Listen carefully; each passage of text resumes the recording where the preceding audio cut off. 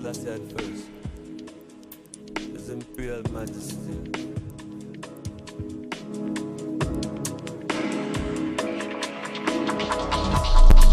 Many years with nothing dread. Half the time a Rasta man.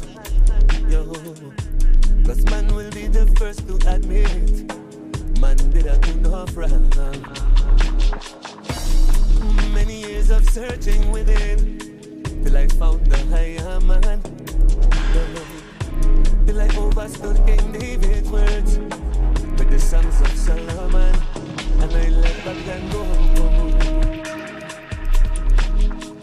Out of my heart, out of my soul, let it go.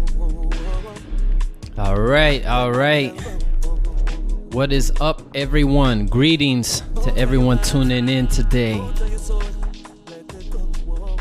My name is Kiva. I'm an artist and producer as well as an Ableton certified trainer. Coming to you today live from the island of St. Croix, U.S. Virgin Islands. Want to say big up to everybody tuning in here right now. Looks like we're already getting a nice little crowd brewing here. Yeah, Jeff 1. Good take. Diogo, what is going on, everyone? All right. So we're gonna wait a couple minutes before we get into the main event today.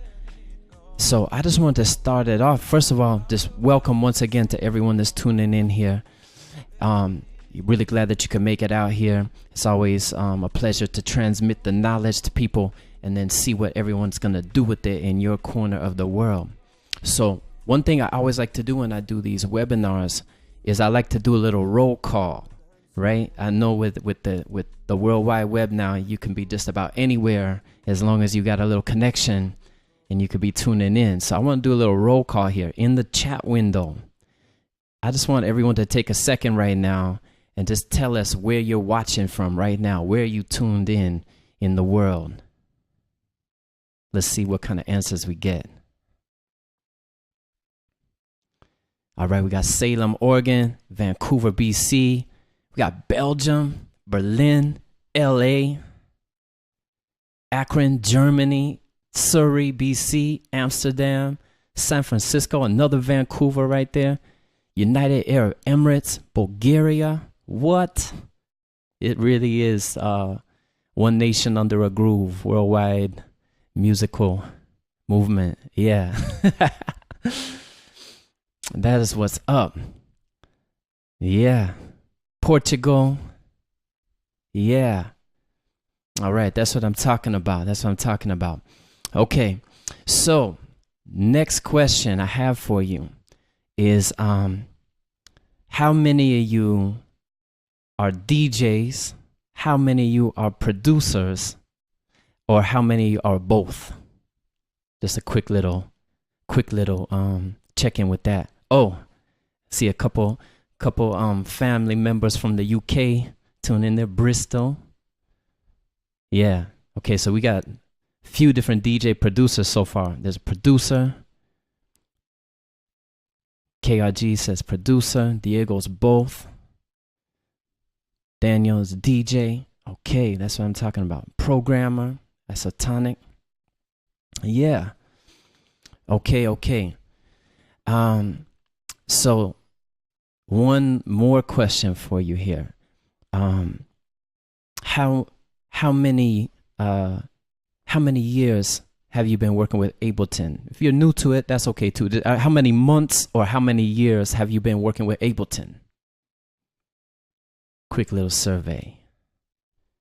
Spiral Snake, what's up? Portugal in the building. So yeah, I just wanted to check in with you. How many months or how many years have you been working with it?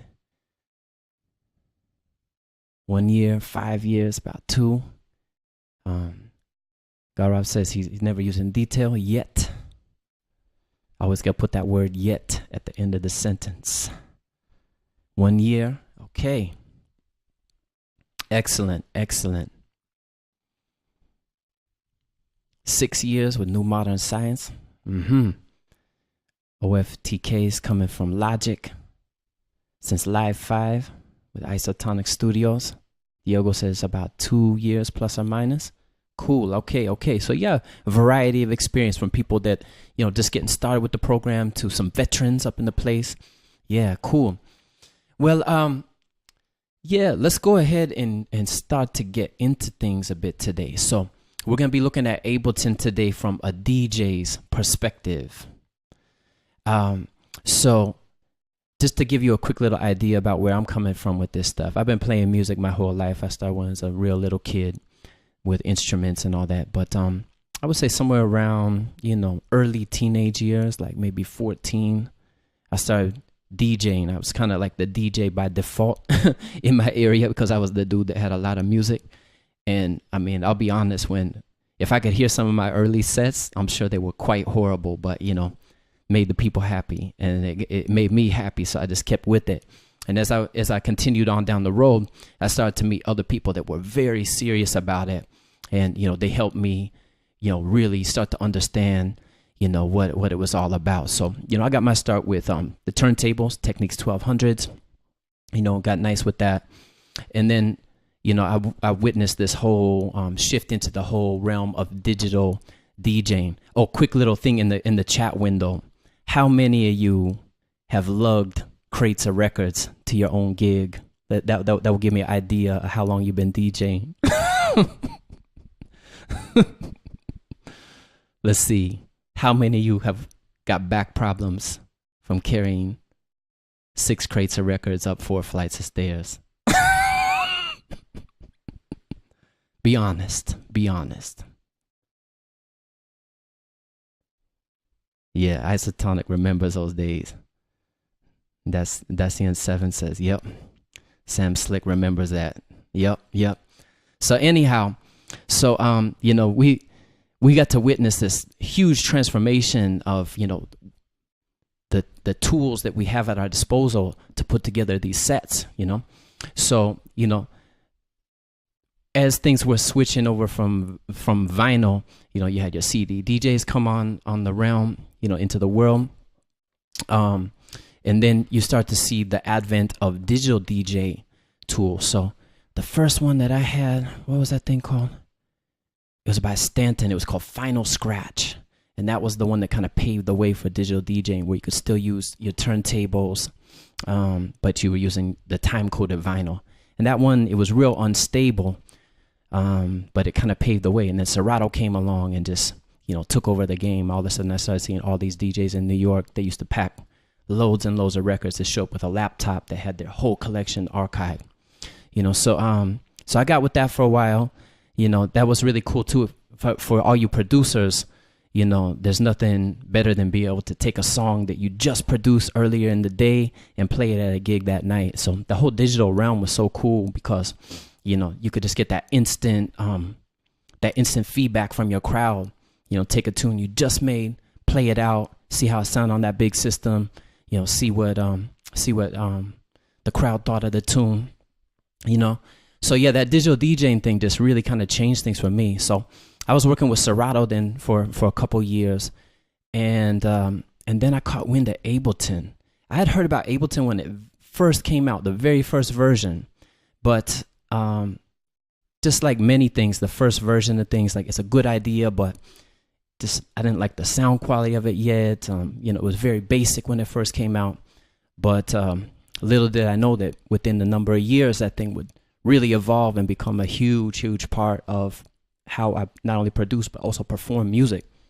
So I would say somewhere around like version 5 of Ableton, I got really interested in it as a DJ tool, and it just allowed me to do all kinds of things I could never do with the 2 decks, whether it be on turntables, Serato, or CD DJs. I just loved how, I could have multiple tracks playing. Using the warping feature, I was able to make these incredible mashups and mixes happen that would be, pretty much impossible to do with the conventional DJ techniques. So that got me right there. But then when I really started exploring how you could just customize it with your own effects, your own layout, that's what really appealed to me. So as much as I love some of these DJ platforms such as Serato or Tractor, that's another one, Native Instruments Tractor, great DJ program as well.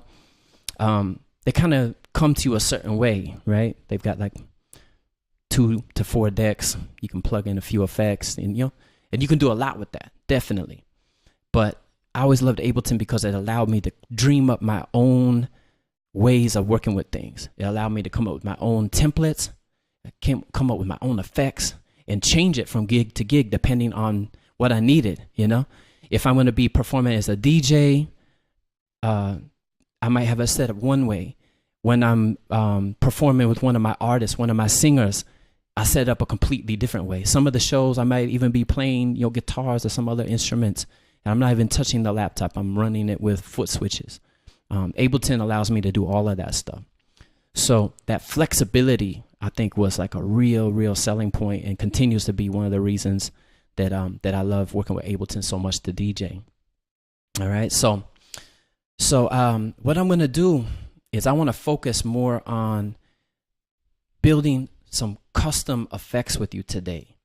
So I'm going to take you through the process of building a nice custom DJ channel that could be used on an individual channel, or it could be used on your master channel. It's up to you. And by the time this workshop's over, if you're able to follow along, we'll all have our own functional multi-effects processor. Not only that, by the time it's done, is you're going to see some very important information about setting things up inside of Ableton and doing custom mappings and setting different values and things so that you can build your own. I always like to tell people when I teach any kind of class on Ableton, I'm going to show you some things just to get you started, and you could work with it like that. But what I really love to hear about is when people move even beyond that, where once you understand the concept, you understand how it's done, you can use those techniques and you can take it a step further, make your own rack, make something that no one else has, experiment, put it all together. So yeah, we're going to go ahead and get started here. Let me switch over to my Ableton screen, and we're going to go ahead and get started. Now what I'm going to do is I'm going to be building this on my master channel. You can see I've got a little set open here right now. I'm going to be using an APC40 MK2 controller today to do some of my mappings so I can have a little hands-on control. The techniques I'm going to be showing you, though, could be applied to any controller that allows you to map it. Anything with knobs, faders, push, Livid, any other controller you might be working with. All right, so we're going to go ahead and get started. Now, at this point right now, I just want to let you know, too, if you have some questions, if you could just hold them for about the next half hour or so. I'm going to be working in Ableton, so I can't see the question screen on my laptop right now. But I'll do a little Q&A at the end of this workshop today. So if you think of something, just take mental note, and then you can ask me near the end of the workshop, and I'll try to answer your questions.